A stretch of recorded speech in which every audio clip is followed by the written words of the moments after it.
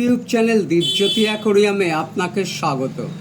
আপনি দেখছেন platyfish introduction with pet method idea language Bengali. বিংশ শতাব্দীর শুরু হওয়ার 2 দশক আগে রঙিন মাছের হাট বসত কলকাতার হাতিবাগানে। ওই হাটে কাচের বয়েমের মধ্যে 10-15টা প্লাটিফিশ সাজিয়ে বিক্রি হতো। দাম নিত যতদূর মনে পড়ছে 45-50 টাকার মধ্যে। সময়ের পরিবর্তন হয়েছে, সঙ্গে সঙ্গে স্থান ও পদ্ধতিরও পরিবর্তন হয়েছে। বর্তমানে রঙিন মাছের হাট বসে কলকাতার টালাতে। যাক, হাটের কথা, ওই হাট নিয়ে একদিন বিস্তারিত আলোচনা করা যাবে। ফিরছি মূল ভিডিওতে। মধ্য আমেরিকার এবং মেক্সিকো ভূখণ্ডের বিভিন্ন জলাশয় থেকে মৎস্য বিশেষজ্ঞরা কত বছর আগে এই প্লাটিফিশ সংগ্রহ করেছিলেন তার সঠিক দিনপঞ্জি জানা যায় না। তবে হাটে বাজারে বর্তমানে যে সমস্ত প্লাটিফিশ পাওয়া যাচ্ছে সেগুলি সবই পশ্চিমবঙ্গেরই কোনো না কোনো ফিশারিতে তৈরি। প্লাটাস ল্যাটিন শব্দ। এই শব্দের বিকৃত উচ্চারণ প্লাটি, যার বাংলা শব্দার্থ প্রশস্ত বা চওড়া, গ্রাম্য ভাষায় থ্যাবড়া বা চ্যাপ্টা। এই মাছের দেহের গঠন ওই রকম হওয়াতে মৎস্য বিশেষজ্ঞরা এই মাছকে প্লাটিফিশ বলে আখ্যা দিয়েছেন।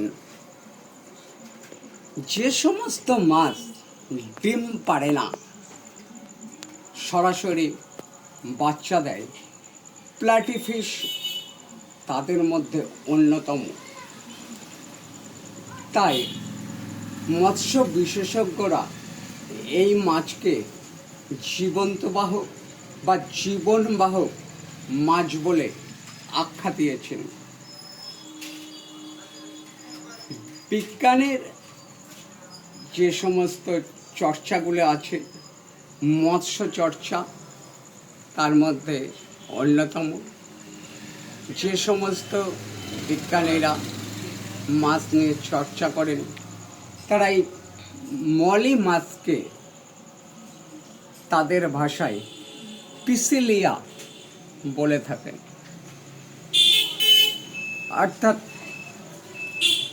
এর বাংলা শব্দার্থ মূল বা পাপড়ি। এই প্লাটিফিশ আসলেই কিন্তু মলি প্রজাতির মাছ। তাই প্লাটিফিশের সম্পূর্ণ নাম বা ফুল নেম বলতে গেলে প্লাটিমলিফিশ বলতে হয়। প্রকৃতিতে প্লাটিমলিফিশ ছোট ছোট নরম জলজ উদ্ভিদ, জলজ পতঙ্গের লার্ভা, মরা পচা জীবজন্তুর দেহের অংশ ভক্ষণ করে জীবন ধারণ করে। হলুদ কমলা, বেগুনি কমলা প্লাটিফিশের দেহের বর্ণ। বেগুনি কমলা বর্ণটি খুব কম দেখা যায়, অর্থাৎ এটা রেয়ার কোয়ালিটির বলা যেতেই পারে। লেজ বা টেল বা পুচ্ছ পাখনায় ব্ল্যাক বা কালো বর্ণের একটা ফোঁটা থাকে। কোনো কোনো ফিশারম্যান রহস্য করে এটিকে বিউটি স্পটও বলে থাকেন। এটাই এই মাছের প্রধান বৈশিষ্ট্য। জীবনকাল সর্বনিম্ন 5 বছর, সর্বোচ্চ 6 বছর। সর্বনিম্ন 2.5 ইঞ্চি, সর্বোচ্চ 4 ইঞ্চি দীর্ঘ হতে পারে প্লাটিফিশ। সর্বনিম্ন 5 মাস, সর্বোচ্চ 6 মাস বয়সের মাছকে পূর্ণবয়স্ক মাছ বা অ্যাডাল্ট ফিশ বলেই ধরা হয়। মেল ফিশ বা ছেলে মাছ বা পুরুষ মাছ, ফিমেল ফিশ বা মেয়ে মাছ বা স্ত্রী মাছের তুলনায় তুলনামূলকভাবে একটু সরু, একটু কম চওড়া, দেহের বর্ণ অনুজ্জ্বল হয়। পায়ুপাখনা প্রজননের আগে পাইপ বা সরু নলাকৃতি একটি নতুন অঙ্গের সৃষ্টি করে।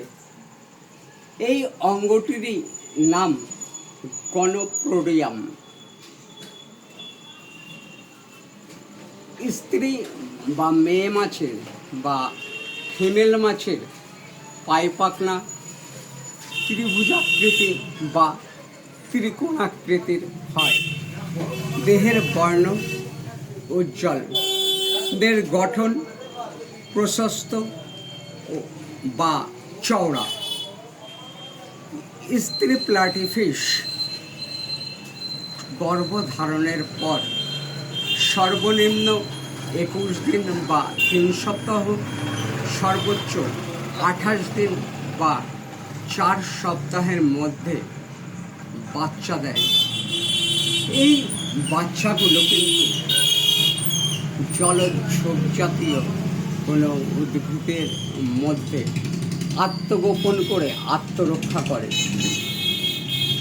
তখন কিন্তু এদের বর্ণ বোঝা যায় না।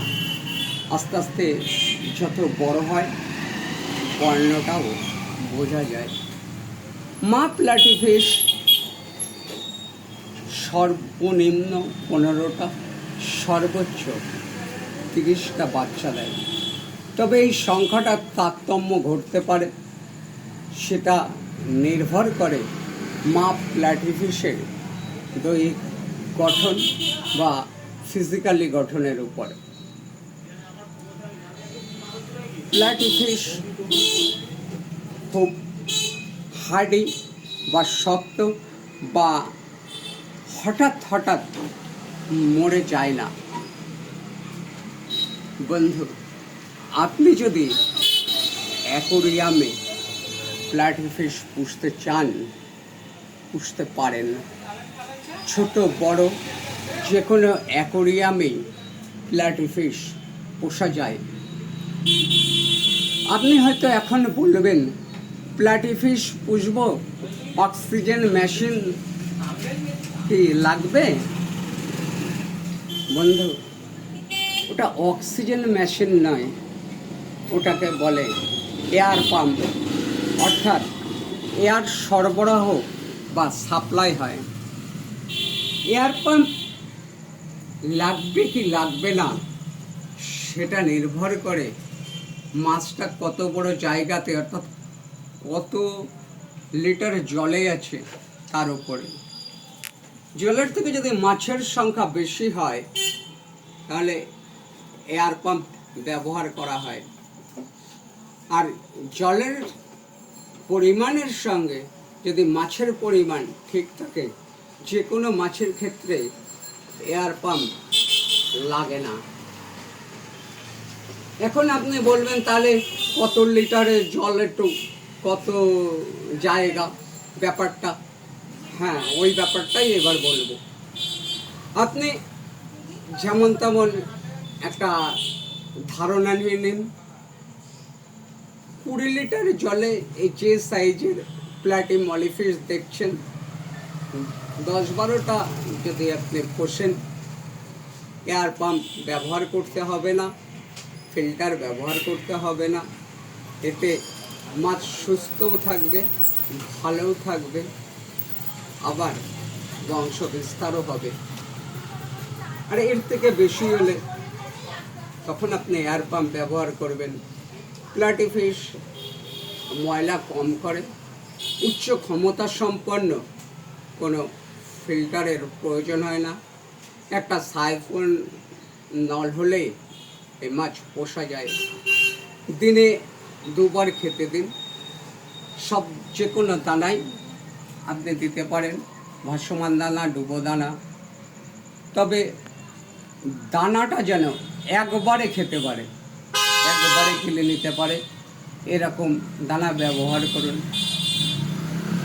আপনি বললেন আমার বাড়িতে তো প্লাটি ফিশ আছে, কিন্তু এমন একটা খাবার এনেছিলাম ও ঠুকিয়ে ঠুকিয়ে একটু খায়, তারপরে খাবার জলে গলে যায়।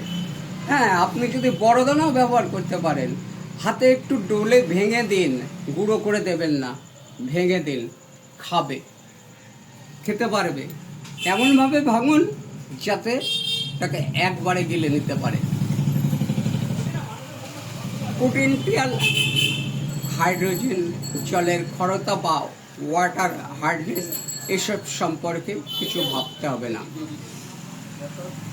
জলটায় অ্যান্টি আইসিস, জেনারেল এইড, মালাসিগ্রিন এইড মাসে 1 বার ব্যবহার করুন, তাতেই চলবে।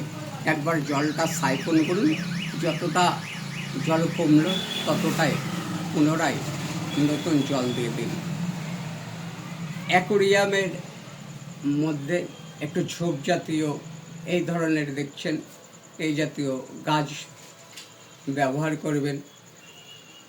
অতি ফ্লোরোসেন বা উজ্জ্বল বা তীব্র আলো অ্যাকোরিয়ামে ব্যবহার করলে নানান সমস্যায় পড়তে হয়, এটা থেকে বিরত থাকুন। খুব কম পরিশ্রমে, হ্যাচিংয়ের কোনো ঝামেলা নেই, খরচ খুব কম, মাছ হঠাৎ হঠাৎ মরে যায় না। এই জন্যে উত্তরোত্তর প্লাটি মলিফিশের জনপ্রিয়তা কিন্তু বেড়েই চলেছে। আপনার অমূল্য সময় ব্যয় করবার জন্য আপনাকে ধন্যবাদ।